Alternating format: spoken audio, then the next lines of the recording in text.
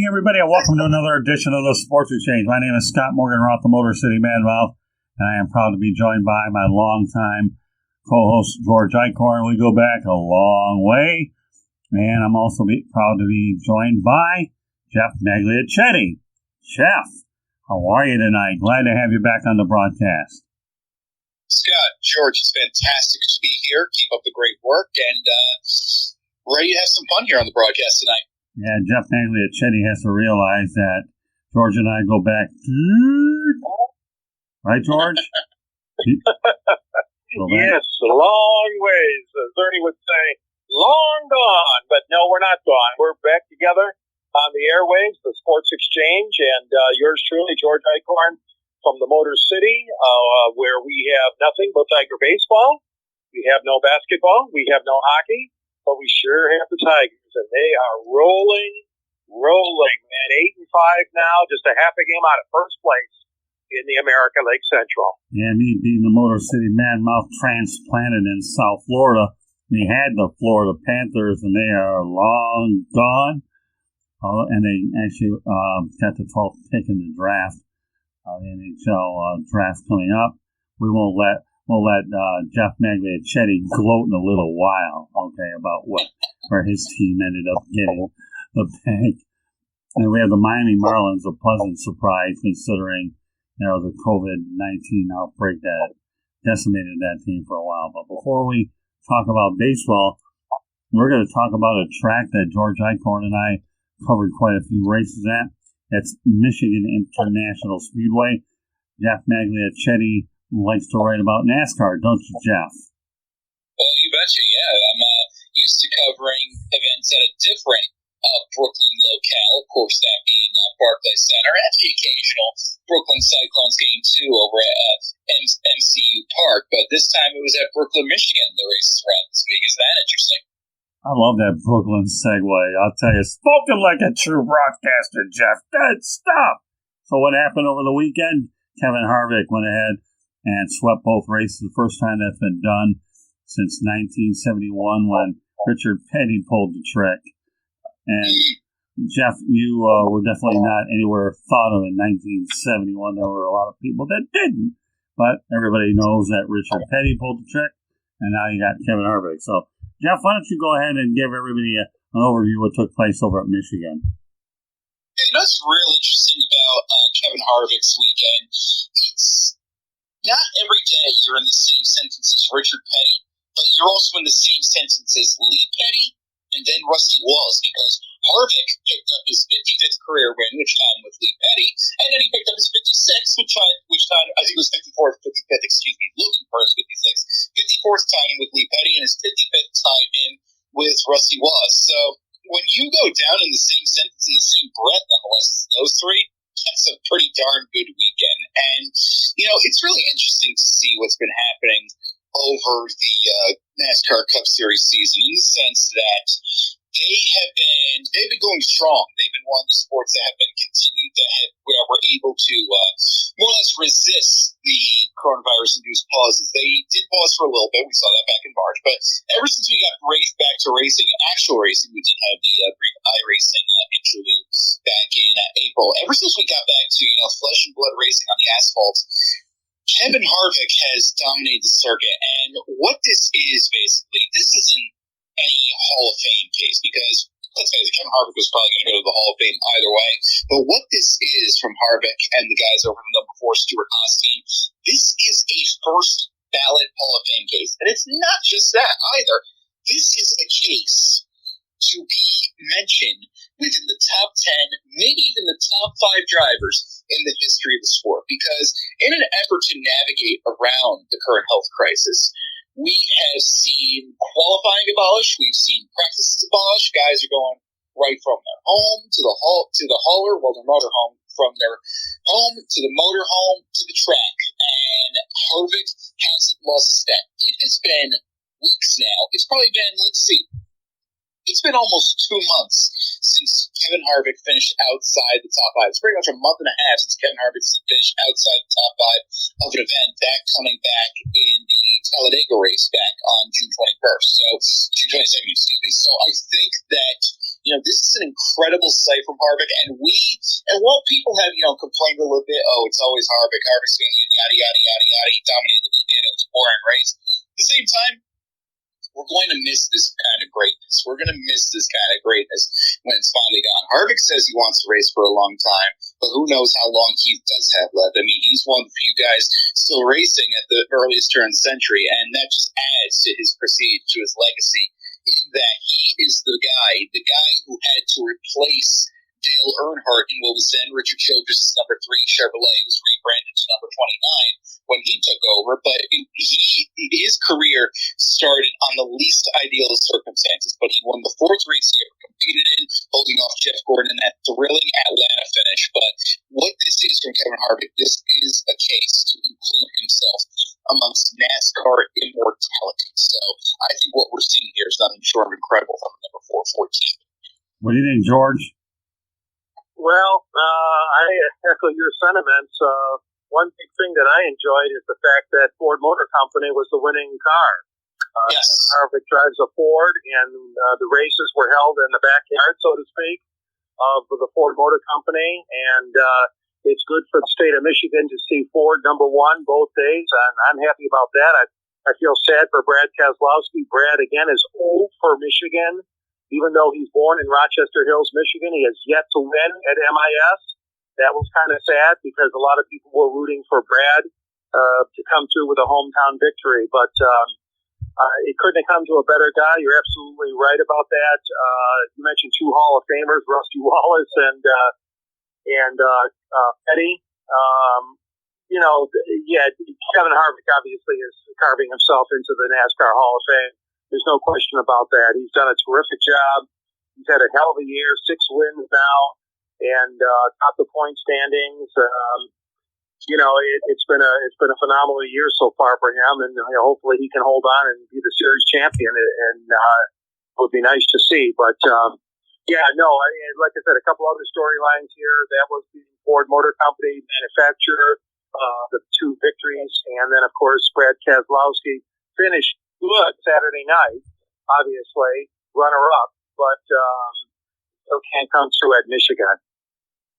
Yeah, I mean, Kevin, I think you make a great point, Geoff, how Kevin Harvick was able to take the place of Dale Earnhardt Sr. You talk about a man following some large footsteps. You don't get much better than that, do you, Geoff? No, I mean, let's face it, it's like, the example we always bring up in New York is, just imagine how Didi Gregorius felt when he had to take over shortstop in the shadow of Derek Jeter and the massive hole that Derek Jeter left behind. And when you're Harvick, you had to take over, one of the most legendary rides from one of the most legendary drivers in NASCAR history, who tragically passed away on the track. No one would have blamed him if, he kind of fell under the pressure a little bit. But what he did was nothing short of incredible, and he continues to do it to this day in his new ride over at Stewart-Haas Racing in number 4. So it's great to see what he's been able to do. And you know what? It's interesting to see. I got into NASCAR around the turn of the century, and those were some of the first full seasons I witnessed. I remember in 2002, his second year in the 29. That was a disastrous year for him. I remember he got in big trouble over a Speedway bumping. It was either Greg Biffle or Coy Gibbs. He knocked them out of the way during a truck race, and he actually had to be parked for the truck race that time, and he did not race the Cup race that weekend. And it's a very tough year for him, but he recovered, and he's done a fantastic job ever since, and has been one of the most consistent drivers on this circuit. And again, this isn't any near Hall of Fame case. Like right now, Harvick is a first ballot Hall of Famer. What he's been able to do in this era of zero practice, zero qualifying, which is go right to the track and race, is nothing short incredible. And when you're going to talk about the great drivers in NASCAR history, you're going to bring up the Dale Earnhardts, you're going to bring up the Richard Pettys, you're going to bring up the Jeff Gordons, the Kyle Bushes, the Jimmy Johnsons, the Allisons, and Junior Johnsons and whatnot. But now, Cale Yarbrough as well. But now you have to include Kevin Harvick amongst that discussion. What he's done in this most unusual season has been extraordinary. And the scary part of it is 6 races in, and we still have, 15 races to go on this circuit? I'm really looking forward to see how many he ends up with. I think the one thing that can't be lost sight of here is as a lot of drivers retire, you need 3 or 4 or 5 marquee drivers to continue to follow in the sport. You know, I miss Tony Stewart. I really loved Tony Stewart's competitive and drive. We know what Jeff Gordon meant. So when you have a guy like Kyle Busch, and then you also have Kevin Harvick and a lot of the faces of this sport, a lot of the more, it's hard to believe, Jeff and George, that Kevin Harvick would be considered a veteran here versus the young pups that you have out here, but he really is an elder statesman compared to some of the other. But NASCAR needs people like that, don't they? Well, it's funny. It's funny you should mention that, Scott. Actually, because I remember a few weeks ago when Jimmy Johnson unfortunately missed the race at the Brickyard, the Big Machine hand sanitizer 400 over at Indianapolis. I did a little stat, and the last time Jimmy Johnson had missed a race, it was that 2001 New Hampshire race. Scott, I'm sure you remember well, is when Robbie Gordon punted Jeff Gordon out of the way at New Hampshire Motor Speedway. That race delayed because of the tragic events of September 11th, and he punted Jeff Gordon out of the way. And that was to earn the win. Gordon had the title long locked up by then, and eventually allowed him to earn the number 31 Chevrolet ride on a full-time basis. But that was the last time Jimmy Johnson did not run a Cup Series race. And you look at some of the guys, there were only 4 drivers from that race who were still on the NASCAR circuit. And there are only, I think that same number of drivers are the only ones who have had the privilege of racing with Dale Earnhardt Sr. I believe those drivers left over are Kurt Busch. Johnson is one, by the way. Johnson, Kurt Busch, Ryan Newman is another one. Always been a big fan of Newman as well. And you look at the ledgers for not just the Cup Series, but the Xfinity Truck Series as well. Drivers in that race that Jimmy Johnson last missed, that 2001 New Hampshire race. Drivers in that race had sons racing in the current edition over at the Brickyard, guys, and the Xfinity race as well. You know, guys like Harrison Burton, Jed Burton, as a matter of fact. Of course, we have Chase Elliott. So it's really just a bit of a changing of the guard right now. And it's just fantastic to see that Harvick has made himself an indispensable part of the NASCAR narrative ever since that tough break. And he's had some tough seasons, of course, but I'd say he is now starting to, be a part of the national NASCAR conversation for a third decade at this point. And that's incredible because we've seen so many drivers who'll have good seasons and then they'll fall off. But for a guy to be a relevant part of the championship picture for 3 decades, that's fantastic. And you can make all the excuses you want, but Jimmy's had good equipment. He's never been outside, bad situations over at RCR or SHR. But at the same time, we've seen so many guys flame out in elite equipment. And I think that what he's been able to do, again, nothing short of incredible, and he is making himself an indispensable part of the NASCAR narrative. You cannot write the history of NASCAR without Kevin Harvick. And you know what? I'm glad you brought up Robbie Gordon. Yes. Okay, Jeff, I've known you long enough to realize by now I do remember that race. Robbie Gordon never won many of them in the first place. But I will tell you this, and George will tell you the same thing. When we covered at races at MIS, I used to tell you all the time, George, and I get to know Robbie Gordon pretty well. He invited me in his hauler and all that. Remember that? Oh, yeah, for sure. Yeah. Robbie Gordon. Yep. Yeah, he was a guy I really liked, Robbie, as a person. And the thing that Jeff has to understand here with us is not only did we cover NASCAR events over at Michigan International Speedway, we covered IndyCar races as well. They used to have an IndyCar race in July, and then the US 500 when CART and Indy Racing League broke up, so we had the US 500. So during 1 year, there were 4 races during the course of a summertime at MIS, Jeff, just so you know.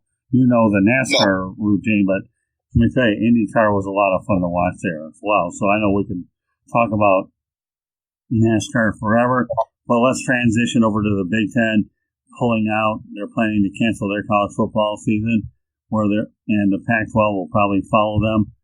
George, what are your thoughts about this? And then we'll lead into Jeff. Well, I think it's very unfortunate. I was hoping for the best, wishing that some reason they could still pull it off, but obviously the president had a conference call supposedly, and a 12-2 vote. I understand Nebraska and Iowa are the two schools that voted no. In other words, they wanted to play football this fall, but the other 12 schools said we will not play. It's not certain yet. There's rumors that they'll try to play in the spring. But you're right. It's supposed to be formally announced tomorrow. And the Mountain West, I understand, has already said they're out. The Mid-American Conference, of course, last week announced they're done. And supposedly the Pac-12. So what's happening now is just a ripple effect. And you're going to see this happen all across the nation, unfortunately. The problem is that it's tough enough trying to get the students back on campus, and that might not even happen. At least full-time it might not happen, let alone to try to play intercollegiate sports. It's just unfortunate. I feel bad for the athletes, the scholar athletes, those on scholarships. Obviously, their education comes first. We all know that. But the sports is such a good part of college, the college scene, and obviously a big part, tremendous part. Football is the main breadwinner, obviously, for the athletic programs. Now, I should point out that Nebraska wants to play in 2020, and Scott Frost, the coach for the Cornhuskers, says he's open to playing outside the Big Ten. So with that said, Geoff Magliocchetti, what are your thoughts? Do you think that Nebraska and Scott Frost can actually pull that off, or I would find it hard to believe that that would happen, but I know that he's ambitious, but there's one thing to be ambitious, to risk the relationship of the conference, being in the conference or not, and how logistics is that, Geoff? What's your take on that?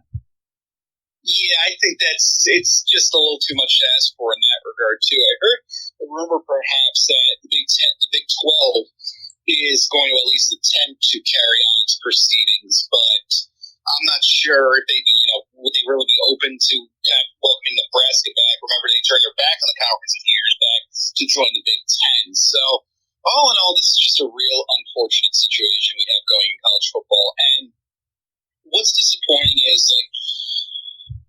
yes, nobody likes the sacrifices we need to make at this point, but it's almost like, we did this to ourselves in a way, We refuse to take necessary precautions. And I'm not sure how every football program, professional and college, didn't basically release some form of a PSA saying, if you want college football season, this is what you have to do to flatten the curve, that sort of thing. So and unfortunately people didn't heed that advice anyway, and now, unfortunately, at this point, it's too late. So it's almost like we have ourselves to blame, and now, let's try to flatten the curve at this point so we can perhaps see some college football during the spring.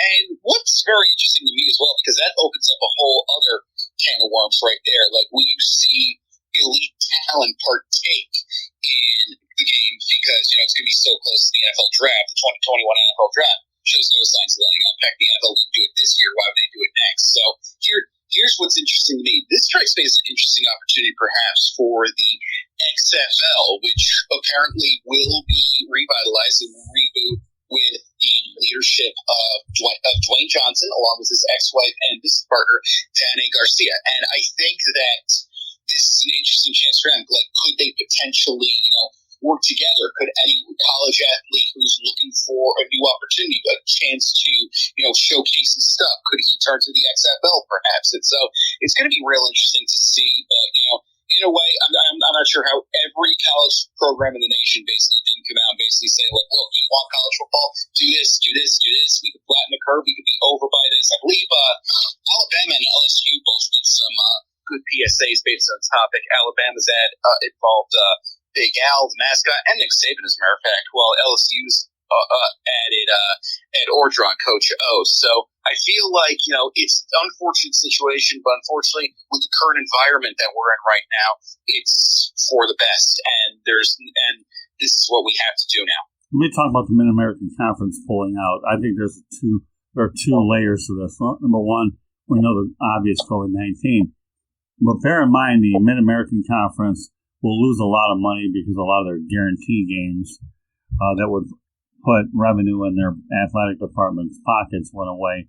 most of these schools, conferences were going to conference only. So, the Mid-American Conference, I can see why we might as well not play during the fall. But let me tell you, if those guaranteed games were there, would they rethink their position?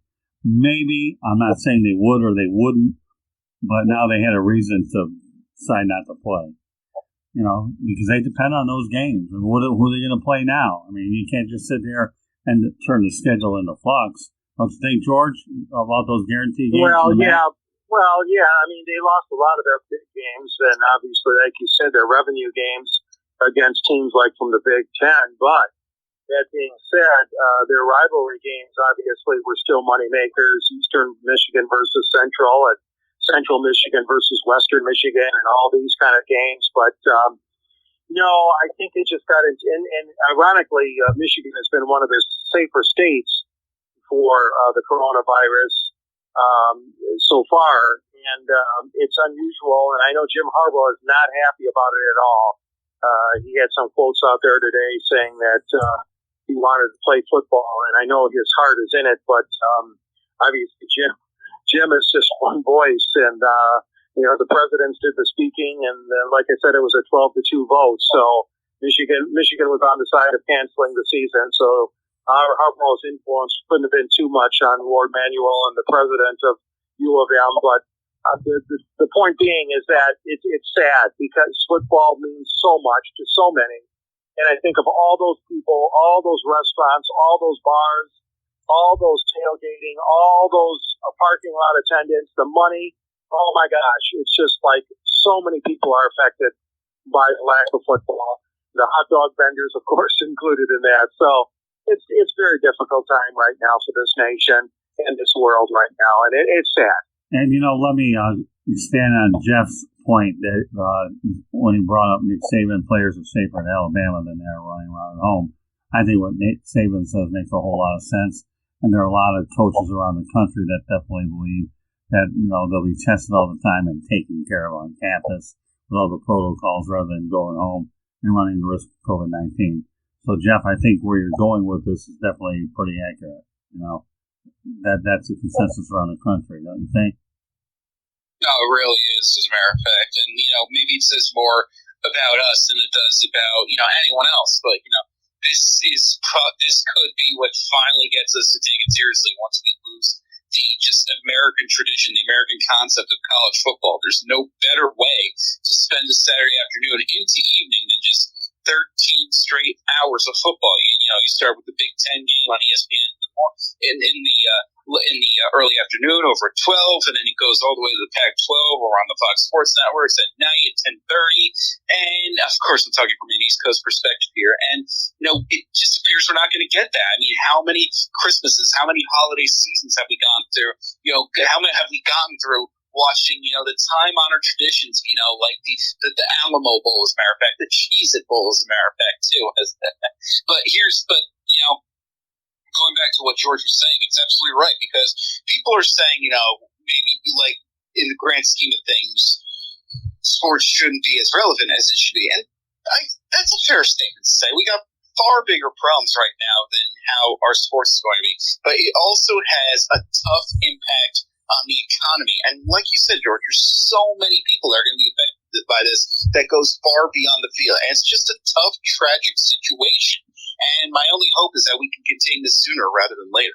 Well, I actually covered an Alamo Bowl with Michigan and Nebraska for the Detroit Monitor, and George Eichorn helped me get that credential with the help of Bruce Made. So yeah, we both covered those kind of bowls. I've covered the Cherry Bowl, the ill-fated Cherry Bowl at the Silverdome between Army and Michigan State, and of course, we both covered. It's had various names: the Little Caesars Bowl, the Motor City Bowl. And now the Lions own that bowl, the Quick Lane Bowl, but at Ford Field, and before that at Pontiac Silverdome. So, yes. I haven't had a taste of the big bowl games in the big stadiums, perhaps like you have, Scott. But yeah, that's a good point, Geoff. I mean, all those bowl games that are affected, and Scott, that's going to be sad because that's the bread and butter of our December, our January, and it's so much fun watching those bowl games and maybe having a little friendly wager with your colleagues and who's going to, pick the most winners out of that. Not as big as the NCAA tournament, but obviously it's a lot of fun. I know I do it with my friend Bill. Every year we pick out our winners of the bowl games, and the losers got about the other guy dessert at lunch the next time we go out to lunch. Well, even though the bowl games... So I'm going to miss that, yeah. Even though the bowl games are sad... I'd like to give a shout-out to my friend Joe Fitz, who conducts our yearly bowl pool every year. So that's really going to be a tradition, a holiday tradition I'm sorely going to miss this year. Well, I got news for you. Even though there's so many saturation of bowl games, they're only increasing them. I've always liked the fact that you had the extra game for these young college guys to get scouted, get more film on tape. As if they didn't have enough already, why not have another one during the holidays when you had the NFL? Now, speaking of the NFL, though, I did hear things today that should colleges cancel their season, don't be surprised if you end up getting Friday NFL Saturday, Sunday, and then Monday. So the NFL is waiting for the colleges to pull out so they can clean up on all the primetime games. Just a little food for thought for you guys. And, the NFL... Yeah, no, that's a good point, Scott. I didn't think about that, but even though the schedules have been made already, they obviously can be shifted, from Sunday to Saturday very easily by the major networks, that being Fox and NBC, who carry the afternoon games on Sunday. So that's a very good point, and that could very well happen, yeah. Oh, I think it will. I mean, these NFL billionaires didn't become billionaires because they're stupid, right, Geoff? I mean, they'll see that. Absolutely. No, absolutely right. And, what's very... what the NFL has been able to do, particularly over the last decade, is that they have turned themselves into a 12-month-a-year sport. And probably, like even now, even in July, which seemed to be a dead period on the NFL calendar, now July is all about who's going to get the max contracts, who's going to get that massive new deal. You look at things like the NFL Combine, that was nothing. That was just a bunch of guys running around in their underwear a few years back. Now, it leads off all the sports shows. You got baseball and spring training. You got hockey and basketball in full swing. What leads off all the highlight shows? How many bench press did so-and-so get? How many bench press reps did so-and-so get? And the other thing that always seems to showcase the stranglehold that the NFL has on the American imagination is schedule release day. We know what those schedules are going to look like 20 years advance for 14 and 16 slots. Like, we know who the opponents are going to be and whatnot. And by the end of the season, we know what the next ensuing season is going to look like. But the mere attachment of times and dates to these games cause us to lose our ever-loving minds. They come out and, again, baseball's in full swing, hockey and basketball are in their playoffs. What leads on SportsCenter? How the heck did the Carolina Panthers get 4 Sunday night football games? And taking over Saturday is an endeavor that doesn't surprise me at all from the NFL, because they have not only tried to dominate every month of the calendar, when they're in season, they're trying to dominate every day of the week as well. They turned the NFL draft into a 3-day primetime event starting on Thursday night. And now you look at the season. They've instituted Thursday night games for the full season. And if they could put a game on Tuesday or Wednesday, I'm sure they would if they could find a way. Finds a way, Dr. Ian Malcolm, Jurassic Park. So I think that, this is I think that this is a smart endeavor from the NFL, because, again, there's no better Saturday tradition than watching games from noon till night. And, if the NFL can fill that gap, if only for a short while, if only temporarily, if only in a hollow sense, they're doing their job and they're filling it to a T. Let me tell you something, Geoff. Okay. When I was covering the Lions and we had the NFL draft, you know what my days look like on the weekend during the draft? I get to the Pontiac Silverdome at 7 o'clock in the morning. And yes, Geoff, 7 o'clock in the morning, I realize you're like I am. You probably don't sleep anyway, so that's beside the point. And then I wouldn't get home till midnight. Okay. And I do that 2 or 3 days a week, because that back then the Lions did feed us pretty good. George, you never know. You never went ahead and covered the draft because you were smarter than I was. But we would have interviews. We would have all kinds of media notes. And I couldn't believe where all that paper would come. You had to chop down a lot of trees with all the paper we had in our hands. But But that's how in-depth now. Now, recently when I covered the draft with the Jacksonville Jaguars 2 years ago, you couldn't find a paper trail because it's on your computers, your tablets, your laptops, or whatever. But yeah, Geoff, getting back to your point, you talk about NFL Combine, schedule release day, and where the draft became when ESPN started it to what it's become now, where it's a road show. Yeah, you're right. They definitely like to get prime time, and other leagues have followed. MLB's draft is now in prime time. NBA, the drill goes on and on. So glad you brought those two things up, Geoff. So let's go on from football to the NBA and NHL bubbles. I thought both those two bubbles have been fantastic, knowing there have been 0 COVID cases. So go ahead, Geoff, lead that one off as well.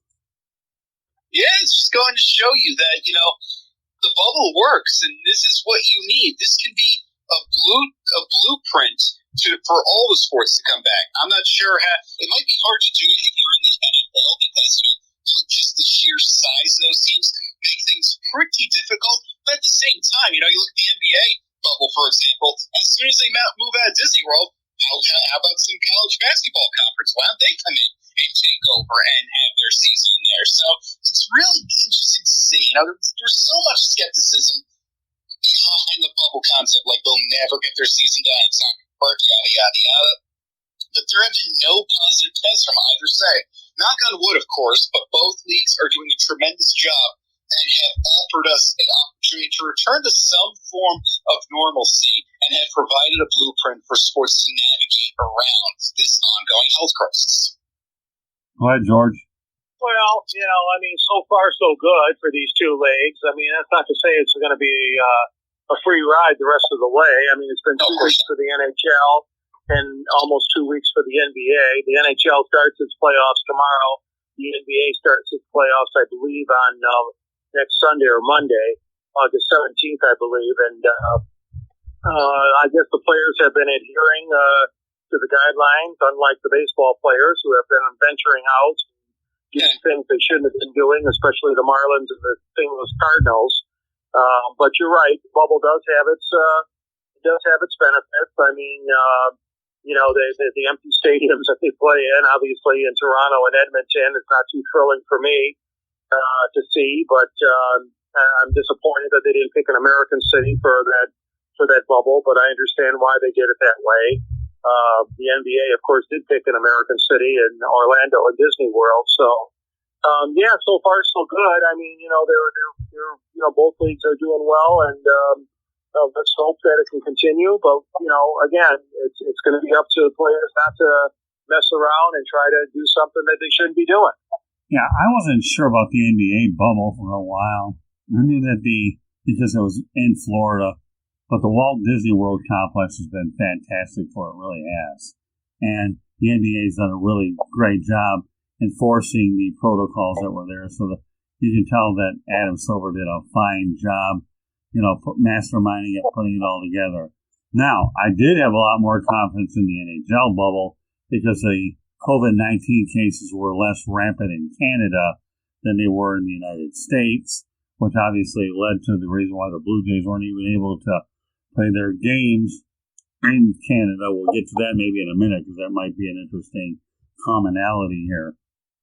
But I've always thought that the NHL bubble was better than the NBA, but I'm glad that they're both really, really, really, really good. So, you're talking about guys wearing more equipment. It's colder. And again, and fewer cases. I don't know what the nightlife is like in Canada, but the NHL has enforced everything quite hard. So, I think they've both done a great job, and I'm really glad that the NBA and the NHL did get it right. Now, so with that said, we're talking about the NHL. We saw a qualifying round where it was more of a playoff thing where you had not only the round robins, but the qualifying round. Do you guys think that there should be 24 teams instead of the 16 with a qualifying round? Because I know Barry Trotz of the New York Islanders seems to think so, and I thought the intensity with those other teams was higher. Geoff, you want to take a stab at that one? Yeah, sure. I do not think that we should stick with the 2014 format. Now, for the record, I have very much enjoyed. I love the idea of treating the NHL playoffs like the NCAA tournament, where again, you drop the puck at noon and the horn doesn't sound until 1 in the morning. That's fun. This is great, and we've seen this concept. We've seen the concept of upsets follow it over. So it's great. It's been very fun. But at the same time, a lot of teams make the NHL playoffs as is. We've already seen more than half, 16 of the 31 teams make it. And, it should be more of a challenge to make the NHL playoffs. And what this tournament has done, a tournament that, has been what's the right word I'm looking for here? Pulled off, has been functioning very well despite the circumstances. This was done out of necessity. At the same time, it almost makes the regular season null and void. I mean, look at the Boston Bruins, for example. They go 0-3-0 in their round robin games, and they go from President's Trophy winners to fourth place, and now they have to face a very dangerous Carolina Hurricanes team. So at the same time, too, with this thing, it's almost like I almost feel like the NHL would not have expanded the playoffs to 24 teams if teams like the Chicago Blackhawks, the Montreal Canadiens, and the New York Rangers didn't hold, the 12th and 11th seeds in the standings at the time of the pause. So I feel like this is fun as a one-time thing, but to enact it full-time would not be. It is. There is such a thing as too much of a good thing. I think that's what enacting a 2014 playoff would do full time. So I'm not a fan of it. Like, it's super fun this year, but let's kick it back to 16 once we get back to normal. Well, there was a point where there were 16 out of 21 teams before the most recent wave of expansion, 16 out of 24. So, yeah, right. I can appreciate where you're coming from. George, go ahead. You and I have been dealing with this for years anyways. Well, yeah, no, I'm not a fan of expanding it any more than it has been, which is the 16. So I agree with Geoff. There is too much risk, and I know this was done to try to make sure that those top teams play each other in the round robin instead of just sitting idle for 2 weeks, which wouldn't have worked at all. So I do feel sorry for, like you said, the case of the Boston Bruins, who go out and win the President's Trophy, albeit it was an abbreviated President's Trophy. But chances are they would have held on to it through the end of the regular season here, gone until the first week of April. That being said, I think it makes for exciting hockey. I think the NHL's done a nice job. They've got some very interesting matchups coming up. Philadelphia against Montreal. I mean, that could be an exciting one. Obviously, Tampa Bay's playing Columbus in the Eastern Conference. You got Washington against the Islanders. I'm looking forward to that. And you mentioned earlier about the Bruins against Carolina in the East. So I know that the seedings in Toronto are very exciting. I know the Maple Leaf fans, again, are disappointed. Just a tremendous letdown every time the Maple Leafs lose out. My God, that spell is going way back to the 60s now that they haven't won the Cup. But Canada can be proud. They got Montreal still alive. They got Calgary, and they got Vancouver. And I know the folks in Edmonton are very upset, obviously, losing their Oilers, especially our friend and yours, too, Scott Morganroth, Kenny Holland, has got to be tremendously disappointed his Oilers got bounced. Yeah, no question. Any particular matchup that you're intrigued about, Geoff? Let's see. There are some matchups for sure. I'm very intrigued, for example, by the Avalanche taking on the Arizona Coyotes. First of all, Arizona wearing their throwback sweaters. Fantastic. Love it. Love that 90s aesthetic from them. And I think that, Colorado was my pick to win the Stanley Cup at the beginning of the year. And that hasn't changed. I think they're a young, talented, exciting team out there. But they face a very tough challenge in the form of Arizona, who dispatched, of course, the Nashville Predators in 4 games in their first-round matchup, in their qualifying round matchup. And I feel that it's going to be a tough series because Arizona is a team that, they're just happy to be here, nothing to lose, still young enough to say, like, we're still developing, we're still working together and whatnot. So that's a series I'm really looking forward to. The Avalanche taking on the Coyotes. Let me tell you something about the Coyotes, too, Geoff. The general manager resigned just before the tournament started. So as if there wasn't any intriguing thing about that. Think about it. Less a general manager, and yet they get past the qualifying round and are moving to the tournament at 16 teams. I'm looking at the matchups now. Let's just break them down a little bit. You got Barry Trotz of the Islanders facing his old team, the Washington Capitals, who, by the way, did win a championship there. And Montreal Canadiens and the Philadelphia Flyers was a matchup in the 70s and maybe into the 80s. The Vancouver Canucks and the St. Louis Blues entered the league nearly the same time. And we'll look at the other matchups now here. There's some good ones. How about the Columbus Blue Jackets, who swept the Lightning last year 4-0, and they get a rematch. And John Tortorella's done one of his best coaching jobs, knowing that they lost a lot of players in the offseason. Gustav Nyquist, George, is on that Columbus team. Yeah. And then, of course, Carolina Hurricanes and against the Boston Bruins. Well, once upon a time, the Carolina Hurricanes were the New England Hartford Whalers. Remember? A little bit of New England flavor there. And of course, Yep. And then you have the Chicago Blackhawks and the Vegas Knights. So, our buddy Mark Wilson is loving it out in Vegas. Yeah, he sure is. He's got the Vegas Knights to root for. Now he's got the Las Vegas Raiders in the NFL to root for. Mark Wilson. And, there are some very interesting matchups, of course. NBC Sports and NBCSN will be covering most of it with a couple games on the NHL Network, of course, and USA Cable as well. But I think it'll be a very exciting playoffs. This is quite a leap for the NHL to get this all sorted out and go right into the playoffs. They're starting about a week earlier, 6 days earlier, whatever, than the NBA is. But it's going to be a fun time. All right, Geoff, why don't you give us a prediction about who's going to get to come on, Geoff. We got him cranked here about all this stuff. I'm really building him up for what neither of us want to talk about, George's New York Rangers. But so we're going to let him off the broadcast easy is what we're going to do, but we're not letting him off that easy without a prediction. Well, you want my cup final prediction at this point, like the whole thing? Sure, why not?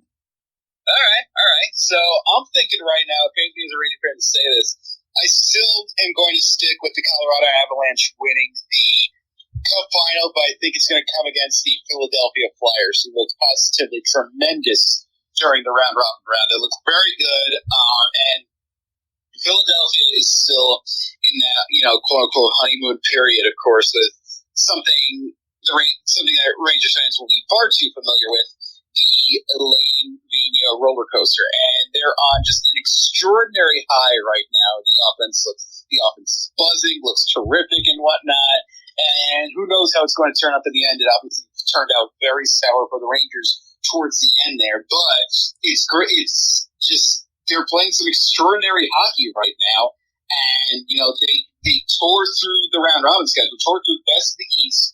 And I expect that trend to continue as we move forward. Montreal can give them the series, undoubtedly, but I think the Habs magic runs out right there. So I will say that the Flyers win the East, the Avalanche win the West, and the Habs will take the Cup final this season. Yeah, George, this is pretty interesting stuff. The Red Wings had to get through Colorado, to ultimately. Oh yeah, we had some real wars there with Mike Vernon beating. And Patrick Waugh, the goaltender fights. I know Geoff probably has heard about that. And the Red Wings. Oh, yeah. And then, of course, the Red Wings snapped their drought against the Philadelphia Flyers. And now this guy here, it has these two varying teams competing in the finals. I don't know, George. I like Geoff Magliocchetti. You think we need to keep this guy around once in a while or what? Yeah, I think so. But he's got it all wrong. It'll be the Las Vegas Knights. In the Stanley Cup Finals, and they will be playing the Washington Capitals. Ooh, and it's going to go 7 games, and Vegas is going to win, and all of the Strip is going to go crazy that night. Even with COVID, they're going to go crazy celebrating the Vegas Knights winning the Stanley Cup. Philadelphia is my second choice, by the way. And Scott, you know why I like Philadelphia, don't you? Our old friend, broadcaster Tim Saunders from Michigan, of course, is the play-by-play voice of the Flyers, and certainly I'd like to see nothing better than obviously Tim to be able to sip from Lord Stanley's cup. Hey, well, you guys make life tough. I don't know, for some crazy reason, I don't know why. Right? I still like Boston getting to the finals. I really do. I think that because of that President's Trophy situation, that they're going to really come in with an edge. And, to think that Boston, I don't know, it's just a hunch. Boston and Vegas, I think, could be the two that I'm looking at. Initially, I thought about Boston and the St. Louis Blues, but I'm not sure about the Blues. So I'm going to go myself, Boston against Vegas. And you know what? I'll give our buddies out in Vegas a little bit of love out there that they get to taste champagne early. All right. Way to go, Scott. Boston. I mean, think about it, Geoff. You got a team out there that had the President's Trophy, and they have a 4-5. They get through that Carolina matchup, I think, the Boston Bruins. But the amazing part about it is, George, I hate to say this with Geoff Magliocchetti, this guy might actually get it right. I don't know. Well, we all have a chance to get it right. He's not too far off, but I still think Vegas is going to beat out Colorado. Obviously, we hate Colorado here in Detroit. No, hey, I know enough about. I remember growing up with those Red Wings Avalanche matchups, but no, that's the beauty of the NHL playoffs. Anyone can beat anyone, and like I said, I really got my eye on that Arizona-Colorado matchup. Should be a good one. I am predicting. I do think that Carolina will upset Boston in the first round. Should be a lot of fun. I also really got my eye on the Columbus Blue Jackets. I think they'll beat Tampa Bay once again, so it should be a lot of fun. Well, I'll tell you what, you're really right on target there. If Tampa Bay didn't lose Stamkos and they're getting hit with the injury bug at the wrong time, I might have given Lightning a puncher's chance, but I don't know. I mean, I don't think I have. And I tell you, John Tortorella should get Coach of the Year. I really do. He's done a masterful job in Columbus. He really has. But, we got the predictions recorded, so we'll have to do this again when this tournament's over, or maybe later on in the game to see where we really are. I'll be holding on to these predictions. But the two of us have Vegas. Hey, please do. Yeah, and the other one's got Colorado. Meanwhile, the one thing we can agree on is somebody from the West is going to win it. So it depends on where. So now this is the opportunity in the program where Geoff Magliocchetti gets to gloat a little bit that the New York Rangers got the number 1 pick in the NHL draft. And the Rangers, by the way, folks, okay, and this is just unbelievable. They do it with, what do we have here? The New York Rangers record through 70 games, 37, 28, and 5. And they end up making the qualifying round. And the Red Wings, just so people should know, 17, 49, and 5 with 39 points. I may not be a mathematician, but I can tell you 40 is the number between those two teams. Go ahead, Geoff. Say what you want. Gloat. No, I'm so glad to win the Alexis Lafreniere sweepstakes, and it's great. It's going to be great to on board. And the only tough thing about it, it totally makes getting their doors blown off by Carolina makes it completely worth it. The only tough thing about it, though, is that Henrik Lundqvist won't be able to see the fruit to truly bask in the fruits of this labor. And Henrik, I've been the biggest Henrik Lundqvist apologist in North Jersey, and I cannot say enough about everything he has done for this organization. To see him, with a bit of a sad face on the bench at the end of Game 3 of the Carolina series was tough to watch for sure, very tough to watch. But at the same time, I'm very confident in what the future has in store for this team. I mean, they finally have not just one, but 2 consistent scorers. Rangers haven't had a consistent scorer in this roster since probably Jaromir Jagr. And for them to have two in this lineup now, and Artemi Panarin and Mika Zibanejad, I mean, I'd like to know where they went during the Carolina series, but at the same time, they have two consistent scorers to work with now, and they also have, you know, the perfect successor for Lundqvist from Igor Shesterkin, and now they're going to get Lafreniere, and it's going to be great to see. It's good, and I wonder. It shows that this Carolina series shows that they still have some moves to make. They cannot be truly satisfied with where they're at right now, but at the same time, the future is very bright for the squad, and it only got just a little bit brighter today with the winning of the NHL draft lottery. And for anyone who's saying, you know, oh my God, that was rigged, how ridiculous, what are we doing here, yada, yada, yada, you could have made a case that it was rigged for pretty much any of the teams in the draft. If Pittsburgh or Edmonton won, or even Toronto, Pittsburgh or Edmonton or Toronto won, it would have been, oh, the NHL's just trying to help their superstars. If Ottawa or Toronto won, it was, oh, the NHL's trying to help Canada. If LA or Anaheim won, it would have been, oh, the NHL wants the SoCal market. So, and if Minnesota or Florida won, it would have been, oh, the NHL prefers their newer teams. So it's not. Maybe I'm privileged to say this right now. I can say this because my team ended up winning it. It's not rigged, and the future is only going to get brighter for this New York Rangers team. Welcome aboard. Yeah, you think? Well, let me tell you something. Well, I was going to say, Scott, we got to quote our friend here, Helene St. James, longtime hockey beat writer for the Detroit Free Press. New York Rangers, 79 points. Oh, but they take part in the 2020 playoffs, win the first pick in the draft. Detroit Red Wings, 39 points. Only team eliminated when the NHL paused on March 12th, picked fourth. What a farce.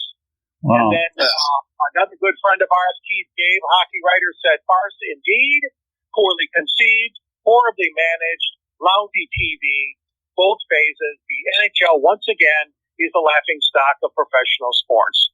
I rest my case, Geoff. This is unfair.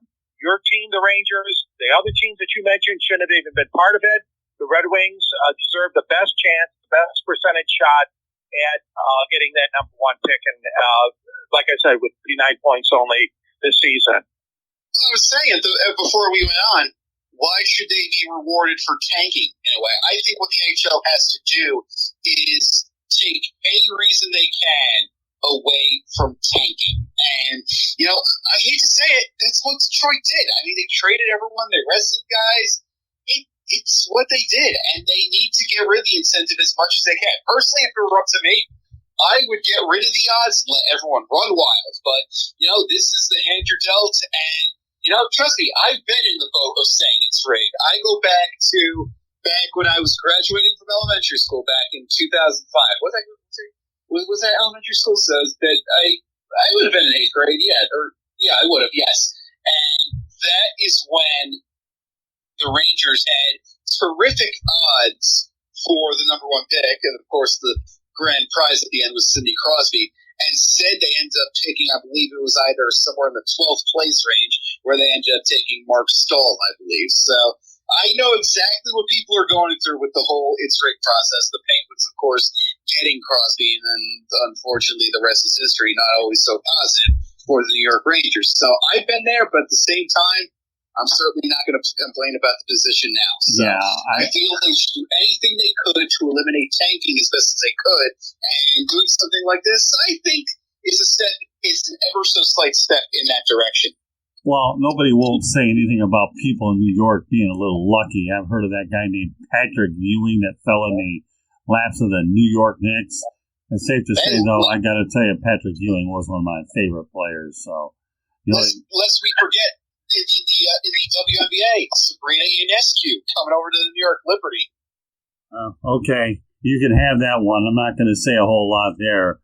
And Geoff, all due respect, you cannot say that the Red Wings tanked unless you saw them game in and game out. And Jeff Blashill had those boys trying every single time. Now I know they made moves, and most of those moves were made to obtain more draft choices and more leverage to rebuild this once proud franchise.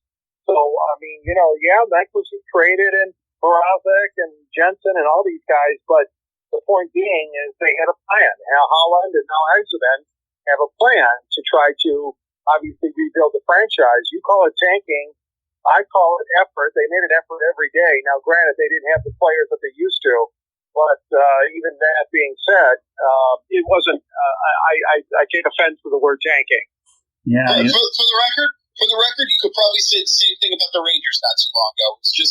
It was just 2 years ago, as a matter of fact. The Rangers did the same thing almost, but I feel that like their move up to the number 2 slot, in which of course they took Capo Caco. I felt that was like a nice little gift from the hockey gods for not giving up at the end of the year. So only time will tell where this crazy hockey world truly ends up. But I like to think that it's a step in the right direction. Yeah, I struggle with the word tanking too. But then again, Geoff, you have 2 Detroiters that you're on the air with, so you can appreciate that. But bear in mind, though, the Red Wings made it to 25. Stanley Cup playoffs in a row, won 4 Stanley Cups. So, Jimmy Devellano once told me that were there a couple of those playoff bursts that we backed into, probably a little bit, but the Red Wings were paying for their success because they drafted so low in the first round. But you know what? I'll take that 25-year playoff streak all day long and pair it up with 4 Stanley Cups all day long. And, we obviously know, like you said, Alexis Lafreniere is going to be the logical number 1 pick. I think this is one thing that'll motivate Steve Yzerman to cash in on that number 4 pick and see what he can make out of it.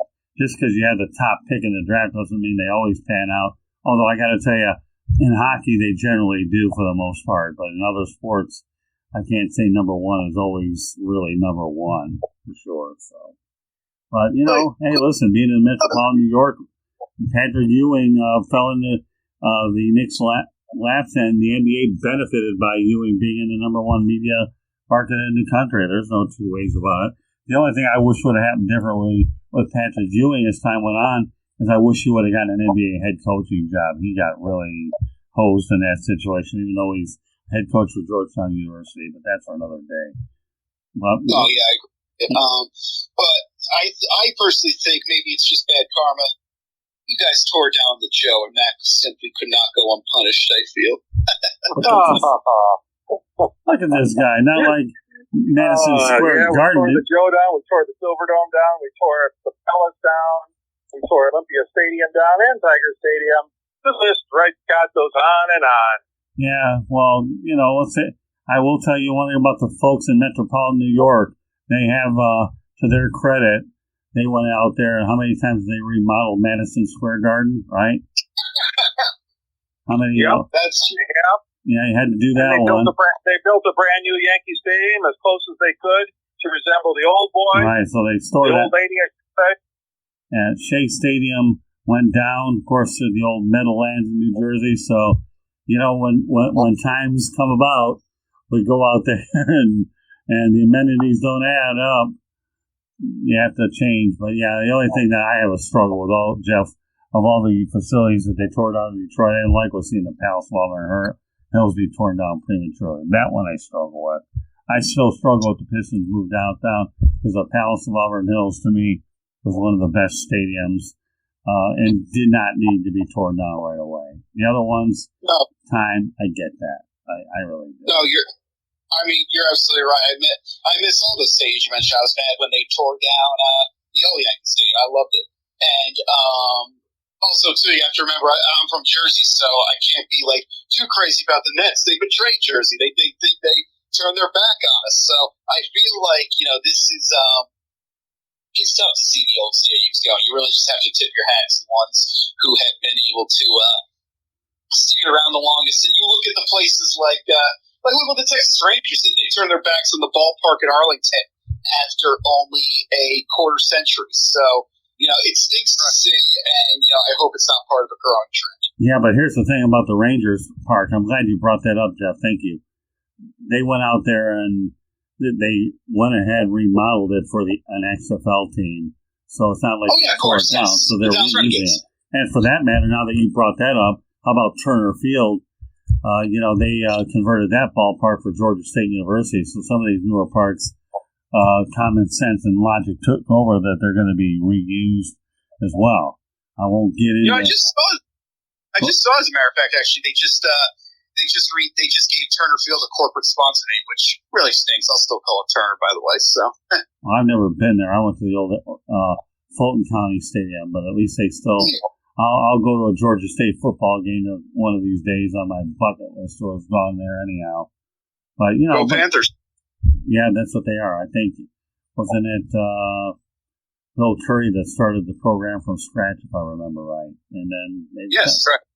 Yeah, so, and I've worked with Howard Schnellenberger for Florida Atlantic when he started FAU from scratch. So, all in all, I tell you what, we've covered a lot of ground. I'm glad we did. It's been a lot of fun, even though Geoff Magliocchetti gets the last laugh on the NHL draft lottery. You know what? Who cares?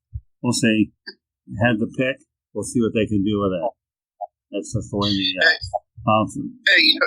I say if that's the biggest problem in your life right now, you're luckier than 99.99999% of the rest of the world. Well, you know what? That is the biggest problem in my life, so I really don't care. Well, that's just the way it works out. Yes. So that's all. It just thankfully, the one mistake you won't make in the NHL draft is you won't be drafting Jamarcus Russell. Oh my goodness, low blow. Oh, I'm kidding with you. I don't know. I know. Why? I don't know. No, I definitely believe that those bust picks at number one are very few and far between. I really, really do. Yes. The NHL hopefully that's the case this time around. So, any closing thoughts, Geoff?